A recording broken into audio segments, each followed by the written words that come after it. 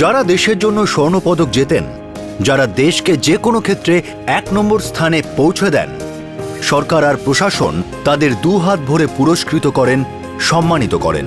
এই ন্যাশনাল হিরোদের ভালো চাকরি দেওয়া হয়, ফ্ল্যাট দেওয়া হয়, সম্পত্তি দেওয়া হয়। আর এই সব কিছু ওনাদের প্রাপ্য, কারণ ওনারা দেশের মুখ উজ্জ্বল করেছেন। কিন্তু দেশের এমন কিছু সাহসী ছেলে আর মেয়ে আছে যাদের দেশপ্রেম আর সাহসিকতার গল্পগুলো সরকার, মিডিয়া, সমাজ সবার স্মৃতি থেকে মুছে যায়, অখ্যাতির অন্ধকারে বিলীন হয়ে যায়।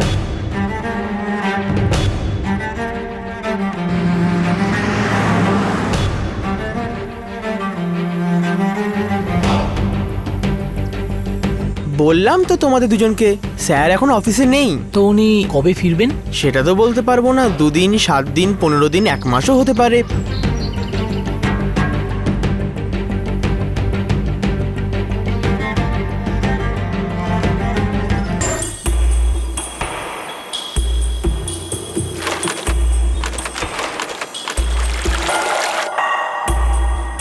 আরে দাদা একটু সাবধানে। হ্যাঁ হ্যাঁ, নামান নামান নামান। হ্যাঁ, তলে একটু হাত দিন। সাবধানে, পড়ে না যেন, কাঁচের জিনিস আছে। হ্যাঁ, নিয়ে আসুন। আস্তে আস্তে, সাবধানে। হ্যাঁ, ও, এই যে, এদিকটা এই যে, দিয়ে নিয়ে চলো, নিয়ে চলুন, এদিকটা, নিয়ে চলুন। এদিকটা। এদিক দিয়ে, এদিক হ্যাঁ, দিয়ে। দেখে দেখে দেখে। হ্যাঁ হ্যাঁ হ্যাঁ, ওইদিকে।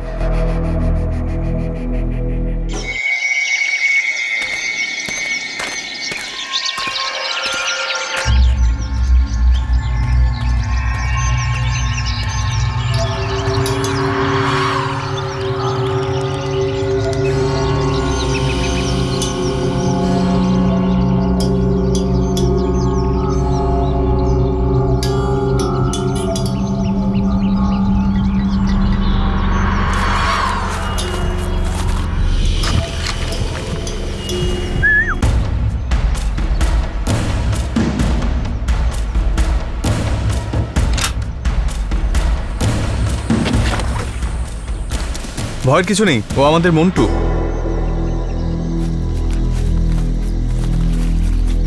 স্বপনদা, একজন পিটি টিচার আছে, লোকটার নাম হলো মৃণাল। বাড়িতে আজকাল অনেক কেনাকাটা হচ্ছে, টিভি, ফ্রিজ, আরও কত কি। কত চাওয়া যেতে পারে? 5 তো অনায়াসেই দিয়ে দেবে। চিড়ু, গোপী, এই কাজ তোমরা দুজন করবে। আর হ্যাঁ, পরশুর মধ্যে টাকা হাতে পাওয়া চাই। এর বেশি অপেক্ষা করা উচিত হবে না, আমাদের গুলি প্রায় শেষ হবার মুখে। এইটা মোবাইল নাম্বার মৃণাল চৌধুরীর, একটু সামলে। ও কিন্তু একটু পালোয়ান গোছের লোক। মধুদা, ভেতরে রাবার ছিল? ছিল না? ছিল। যখন স্যার আমাকে এই বক্সটা দিয়েছিল তখন সব ছিল এর মধ্যে। তুমি ধরেছো কেন? তোরা দিন দিন কি ছোট হয়ে যাচ্ছিস নাকি? সকাল সকাল শুরু করে দিলি। মা, দাদা আমার এই বক্স থেকে রাবারটা হারিয়ে ফেলেছে। ও মিথ্যে কথা বলছে, আমি ওর রাবারে হাতই দিইনি। ঠিক আছে ঠিক আছে ঠিক আছে রতন, এখানেই কোথাও হবে, আমি খুঁজে দেব। এখন চলো, স্কুল যেতে হবে, অনেক দেরি হয়ে গেছে, চল। এরপরে যদি তুই আমার বক্সটা ধরেছিস তোকে দেখে নেব। আগে নিজের মুখটাকে আয়নায় দেখ।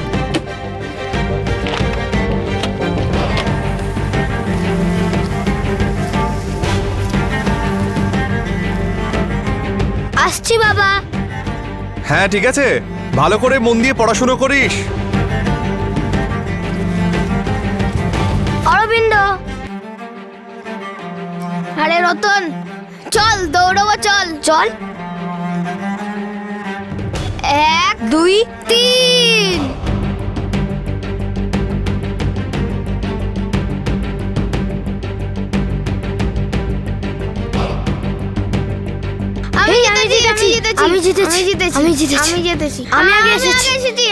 আমি আগে এসেছি। আরে বাবা, এটুকুতেই হাঁপাচ্ছিস? আরে তোদের বাড়ি থেকে স্কুল মাত্র 1 কিলোমিটার দূরে, আর তাতেই এই হাল। কামান ফাস্ট, ক্লাসে ঢোকো। চলো চলো চলো, চল শাবাশ। চল চল চল চল চল চল চলো চল। ক্লাসে যাও। হ্যালো। হ্যালো, মৃণাল চৌধুরী। হ্যাঁ বলছি। 5 লাখ টাকা তৈরি রেখো, কাল আমরা আসছি। 5 লাখ? কে বলছেন আপনি? এলজি। কিন্তু কিন্তু আমি তো কোনোভাবেই কোনো দোষ করিনি রে ভাই। টাকা না দিলে বেইমানি করা হবে আমাদের সাথে, সমস্ত অসম সংগঠনের সঙ্গে। আর বেইমানদেরকে আমরা একদম শেষ করে ফেলি, পুরো পরিবারের সাথে। না না, কাল সকালে 5 লাখ টাকা।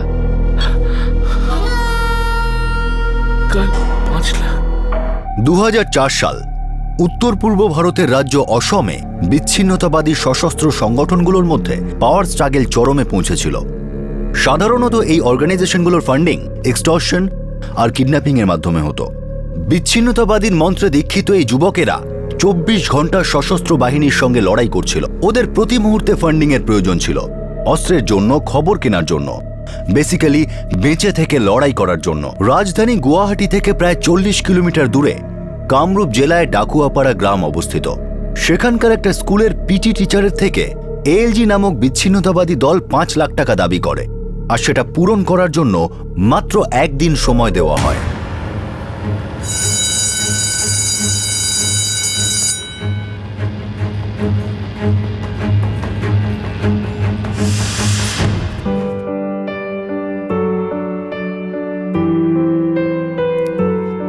গুড মর্নিং বসো বসো বসো বসো। আচ্ছা বলো দেখি, তোমাদের মধ্যে কতজন আছে যারা মনে করে যে পৃথিবী গোল নয়? না স্যার, পৃথিবী গোল। পৃথিবী গোল? হ্যাঁ। আচ্ছা তাহলে বলো দেখি, এখানে থাকা লোকগুলো গড়িয়ে পড়ে না কেন নিচে? অরবিন্দ, বেঞ্চের ওপর দাঁড়া তো একবার। স্যার আমি কিছু করিনি। আরে তুই কিছু করিসনি, তবে করবি, দাঁড়া। আচ্ছা এবার ওপরের দিকে লাফ দে দেখি। এই কোথায় গেল, কোথায় গেল, কোথায় গেল রে? আরে কোথায় গেল? স্যার আমি এখানে। আরে ও এখানে কি করছে? আরে তুই উপরে গিয়েছিলি না? বস বস। আমাদের সকলের একটা বন্ধু আছে, গ্র্যাভিটি, অভিকর্ষণ বল, যেটা আমাদের টেনে ধরে রাখে, না পড়তে দেয় না উড়তে দেয়। এই যেমন ধর এই বইটা না পড়ে যাচ্ছে না উড়ে যাচ্ছে, বুঝলি? হ্যাঁ। তাহলে স্যার এই যে চাঁদ, তারা আর অন্য গ্রহরা, এরা কেন নিচে পড়ে যায় না? Very good question.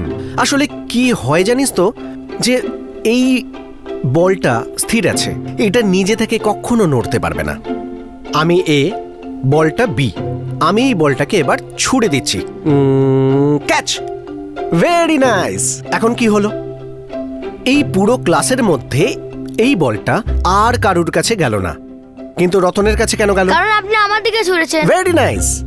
আসলে বিষয়টা হলো, আমি একটা বল প্রয়োগ করে এই বলটাকে একটা নির্দিষ্ট দিশায় পাঠালাম। একটা জিনিস মনে রাখিস, কোনো জিনিস নিজে থেকে 1 ইঞ্চিও সরতে পারে না যদি না বাইরের কোনো শক্তি এসে ওর ওপর প্রভাব বিস্তার করে। এটা হলো নিউটনের প্রথম সূত্র, ল অফ ইনার্শিয়া। বুঝলি?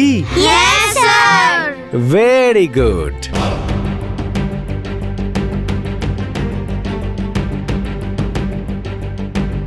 আমি আগে ধরেছি, আমি আগে ধরেছি, আমি আগে ধরেছি, আমি আগে ধরেছি, না আমি আগে ধরেছি। চল।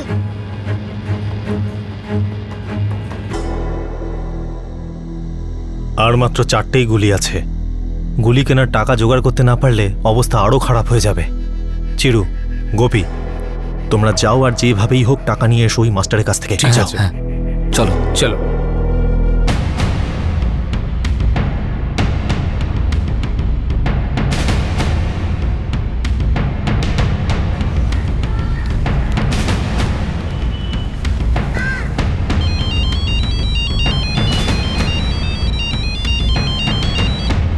হ্যালো। মাস্টারমশাই, চুপচাপ স্কুলের উঠোনে এসে টাকাটা আমাদেরকে দিয়ে যাও। আরে ভাই শুনুন, আপনি তো আমার কথা শুনছেন না। বাইরে এলে শুনবো, টাকাটা আমাদেরকে দিয়ে দাও। আমরা স্কুলের বাইরে তোমার জন্য অপেক্ষা করছি।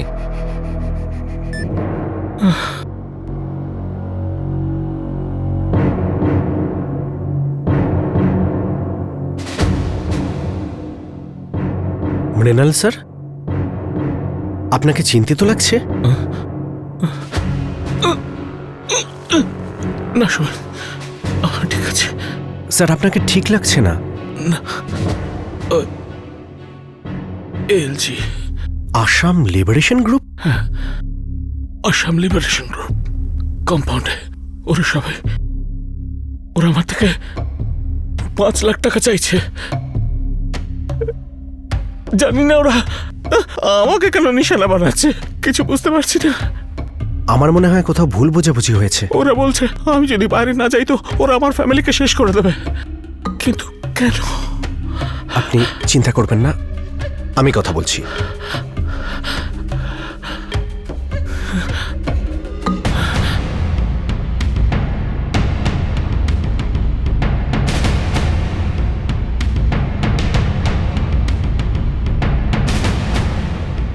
টাকা কোথায়? দেখুন 2 মিনিট আগে কথা বলি আমরা। আগে টাকা দাও। টাকা কোথায়? দেখুন আপনাদের কোথাও একটা ভুল হচ্ছে, টাকা নেই। ভুল তুই করছিস মৃণাল মাস্টার। দেখুন আমরা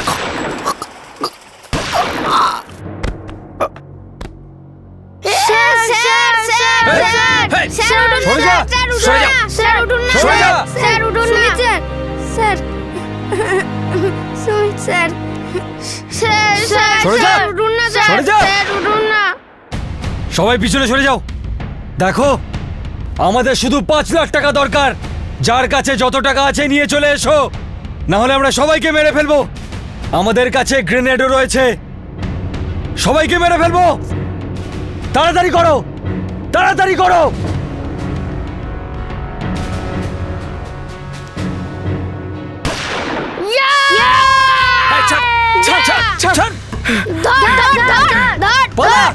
সুমিত, সুমিত, পুলিশ! আরে কেউ পুলিশকে ডাকো, পুলিশকে ডাকো!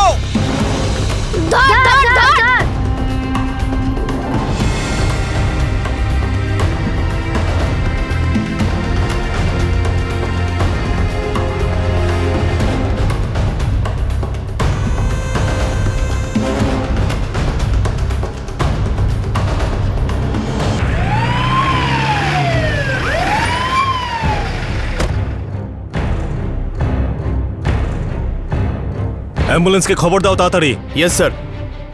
কোন দিকে গেছে? ওরা জঙ্গলের দিকে পালিয়েছে অফিসার, আর আমাদের 2 জন স্টুডেন্ট ওদেরকে তাড়া করেছে। রতন আর অরবিন্দ ওদের পিছনে ছুটেছে। একটা ইউনিট এখানেই থাকবে। আমি নাগেশ আর চেতনকে নিয়ে জঙ্গলের দিকে যাচ্ছি। Okay, sir. Come on, fast চলো।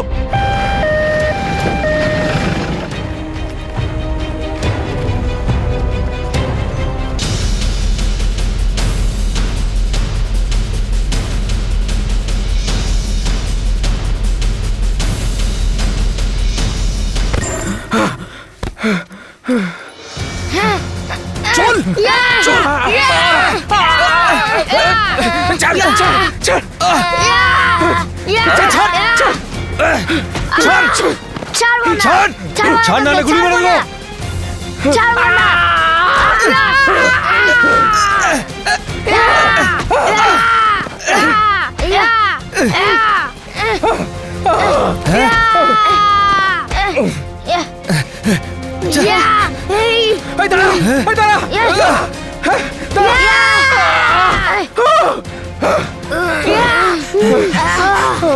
ধরো, ধরো একে। Yes sir. আচ্ছা, তুমি ঠিক আছো তো? ওরা তো 2 জন ছিল। একজন ভয় পালিয়ে গেছে। ধরো বেটাকে, ছাড়বে না। স্যার সুমিত স্যার স্যার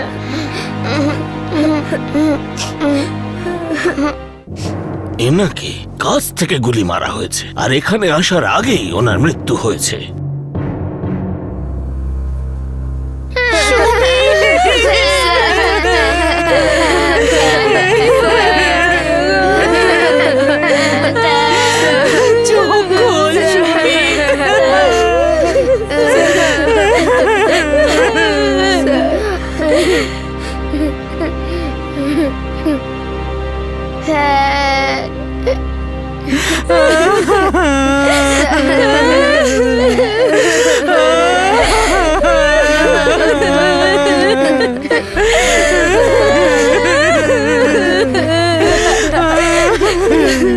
বছর বয়সী সায়েন্স টিচার সুমিত বড়ুয়া নিজের কলিগের হয়ে বিচ্ছিন্নতাবাদীদের সঙ্গে কথা বলতে গেছিলেন, কিন্তু ওরা সুমিতকে হত্যা করে।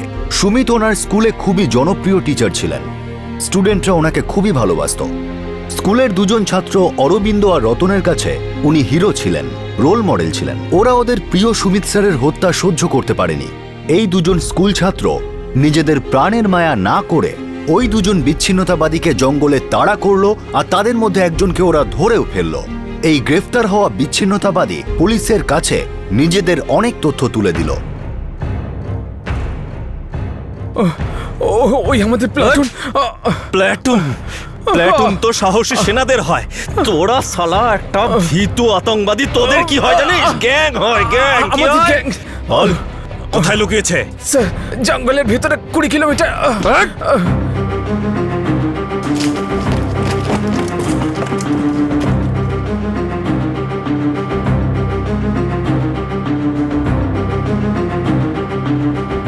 এতে এখনো আগুন আছে, ওরা খুব একটা বেশি দূরে যায়নি। চলো।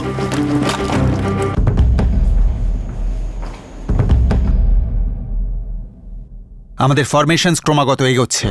দুজন ধরা পড়েছে আর বাকি টেররিস্টরা জঙ্গলের গভীরে চলে গেছে। স্যার একদিন তো বেরোবেই, আর কতদিন থাকবে ওরা ভেতরে? যতই গভীরে যাক আমরা ছায়ার মতো ওদের অনুসরণ করব। বাই দ্য ওয়ে, ওই ধৃত ব্যক্তি কিছু বললো? ওদের সর্দারের নাম স্বপন বড়ুয়া। স্বপন বড়ুয়া, এই নামটা তো আমাদের ইন্টেলিজেন্স রাডারেও আছে। এখন আমরা স্কুলটাকে পুরো ঘিরে রেখেছি, আমরা পুরোপুরি প্রস্তুত।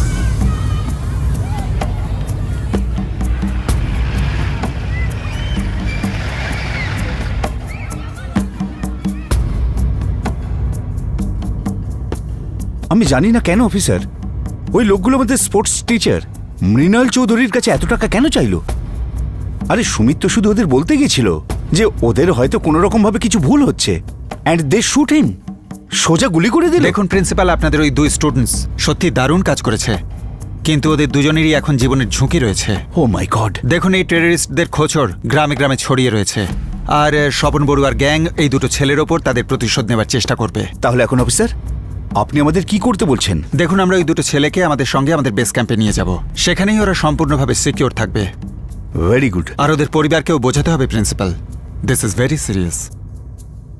ওকে।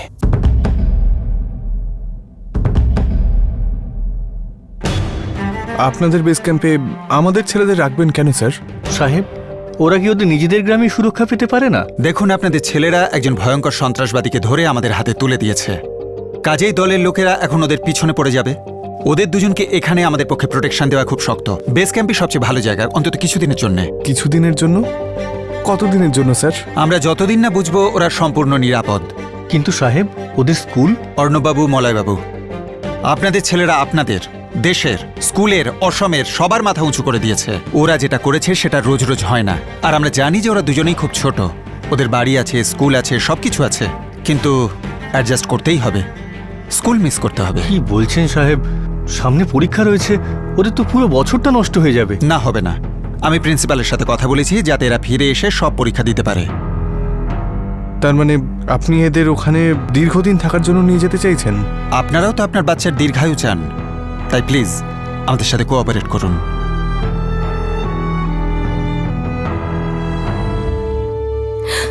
নিজের খেয়াল রাখতে হবে। নিজের খেয়াল রেখো, সাবধানে কোনো ঝুঁকিপূর্ণ কাজ করো না, ঠিক আছে? খাওয়া দাওয়া করিস বাবা। ঠিক আছে।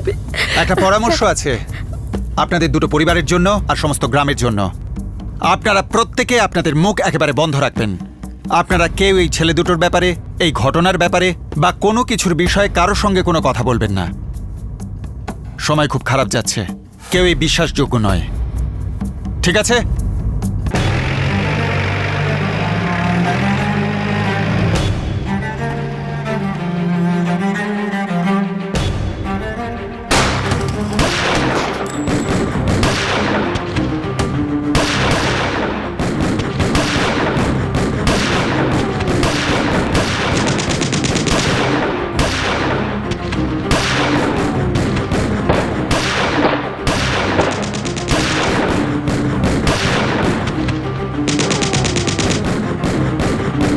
বিচ্ছিন্নতাবাদী আর সশস্ত্র সেনাদের মধ্যে লড়াই চলতে থাকলো।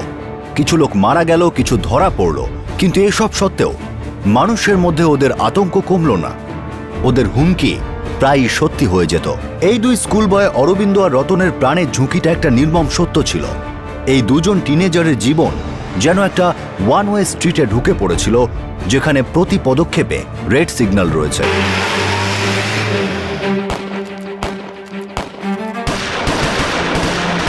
সাবধান! অল ব্যাটালিয়ন বাই মুর! পরেড আগে সে তেজ চল!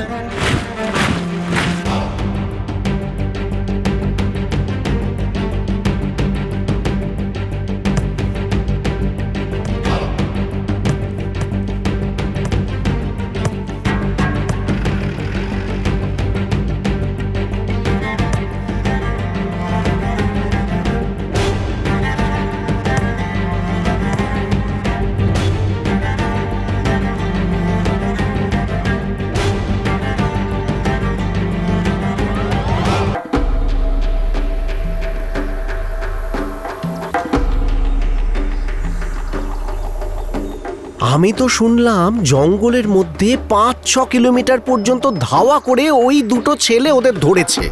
ওরা দুজনে কোন ক্লাসে পড়ে? না দাদা, ওটা ঠিক আমার জানা নেই। নামটা তো তুমি জানো না। Welcome to Beaton world. How may I assist you? নতুন ফ্ল্যাটের জন্য একটা স্ট্যান্ড ফ্যান আর কুলার নেব।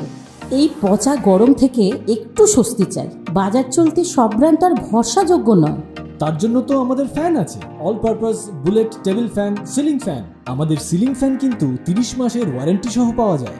আছে ফারাটা 2 বছরের ওয়ারেন্টি, 17 থেকে 20 মিটার এয়ার ফ্লো, মধ্যবিত্তের সাধ্যের মধ্যে একমাত্র ভরসাযোগ্য ব্র্যান্ড বিটন। আমাদের কুলারের কিন্তু অনেক range, 45 litres, 50 litres, 70 litres, 90 litres, 110 litres. Honeycomb সহযোগে বিটনের সব কুলারের ওয়ারেন্টি 1 বছর। চেনা হাওয়ায় অচেনা অনুভূতির জন্য একমাত্র আদর্শ বিটন। গরমে স্বস্তি পেতে বিটনের ফ্যান হোক বা কুলার, আজই আনুন বাড়িতে। Vuitton, digitally years. দাদা, যখন ফৌজিরা এখানে এসেছিল তখন আপনি কোথায় ছিলেন? এখানে ছিলেন না বুঝি? না, ছিলাম না। কেন? আরে ওই বাচ্চা দুটোর নাম নিলে না তো ঠাই ঠাই ফৌজিরা আপনাকে মেরে ফেলবে। হ্যাঁ, তার মানে ছেলে দুটো এখন ফৌজিদের কাছে, ওদের ক্যাম্পে না? না দাদা, ওসব আমি জানি না।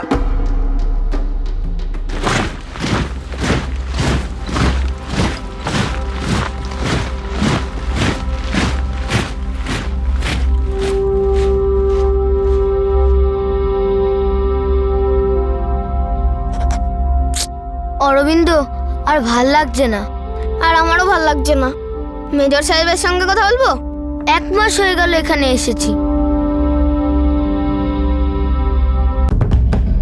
আই আন্ডারস্ট্যান্ড বয়েজ, এই পরিবেশে তোমরা অভ্যস্ত নও, কিন্তু ওরা তোমাদের ধরবার জন্য ওত পেতে আছে। আমরা ওদের সঙ্গে লড়ছি, আর এই লড়াই আরো কিছুদিন চলবে। বাড়ির কথা মনে পড়ছে।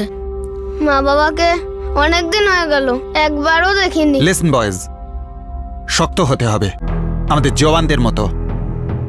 ওরাও তো তোমাদের সুরক্ষার জন্য, এই দেশের সুরক্ষার জন্য বহুদিন নিজের পরিবার থেকে দূরে থাকে। স্যার, আমাদের মা বাবা কি এখানে এসে থাকতে পারে? লিসন বয়েজ, একটু বোঝার চেষ্টা করো।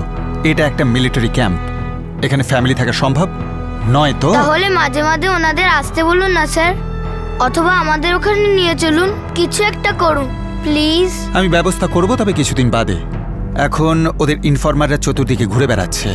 যে কোনো একটা পদক্ষেপ তোমাদের গ্রামের পক্ষে, তোমাদের বাবা মার পক্ষে বিপজ্জনক হতে পারে, আর তোমাদের পরিবার বিপদে পড়ে যেতে পারে।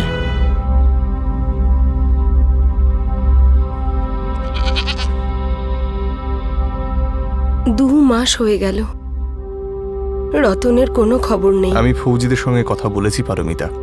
ওরা বললেন যে এটা উচিত সময় নয় ওদের এখানে নিয়ে আসার। জানি না কি হবে।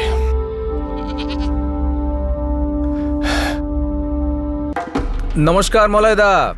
নমস্কার। নমস্কার মলয়দা, এই তোমার ছেলে অরবিন্দকে কয়েকদিন দেখছি না যে। ওকে আমি গৌহাটি পাঠিয়েছি পড়ার জন্য। ও আচ্ছা আচ্ছা আচ্ছা। তা গৌহাটিতে কোথায়? বড় স্কুল আছে না, কমিউনিট। আচ্ছা আচ্ছা। আর ওই যে আমাদের অর্ণবদা ছেলে রতন, ও কি গেছে নাকি তোমার ছেলের সঙ্গে গৌহাটি? না না, ও তো একাই গেছে, ওর ব্যাপারটা জানি না। না না না, আমি তো এমনি জিজ্ঞাসা করছিলাম। আরে দুজনে খুব ভালো বন্ধু না? আরে দেখতে পাচ্ছি না ওদের কতদিন। হ্যাঁ ঠিক আছে, আসি মলয়দা। আচ্ছা চলো। কদম তাল, শুরু হওয়া, শুরু কর।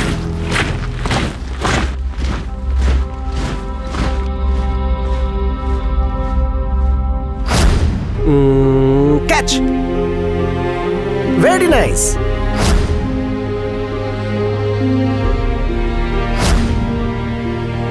এই কোথায় গেল, কোথায় গেল, কোথায় গেল রে? আমি এখানে। চল রেস করি। না রে, ভালো লাগছে না।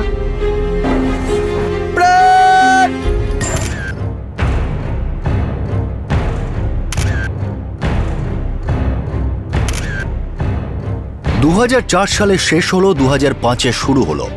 বিচ্ছিন্নতাবাদী আর প্রতিরক্ষা বাহিনীর মধ্যে প্রবল লড়াই চলছিল।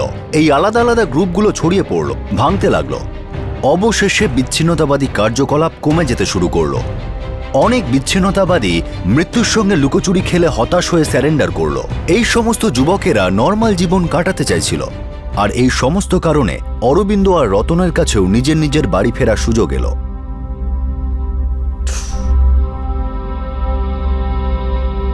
এই চিচকাদুনে, ভালো করে দেখ নিজের পেন্সিল বক্সটা। সব জিনিসগুলো ঠিকই আছে, কোনো জিনিস এদিক থেকে ওদিক যায়নি, বুঝেছিস?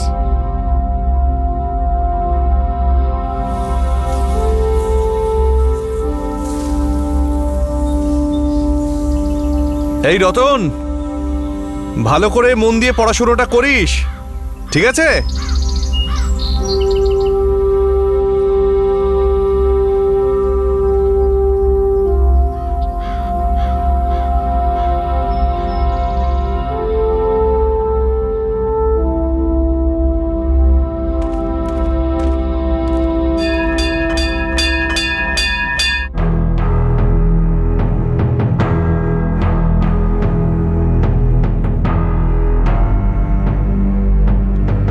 রতন আর অরবিন্দ, আমরা সমস্ত শিক্ষক আর বোর্ড সবাই জানি যে তোমাদের উপর কি ঝড় গেছে।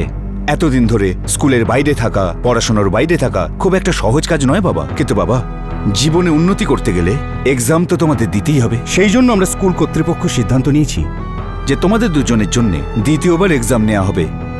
কিন্তু হ্যাঁ, এক্সাম তোমাদের পাশ করতেই হবে।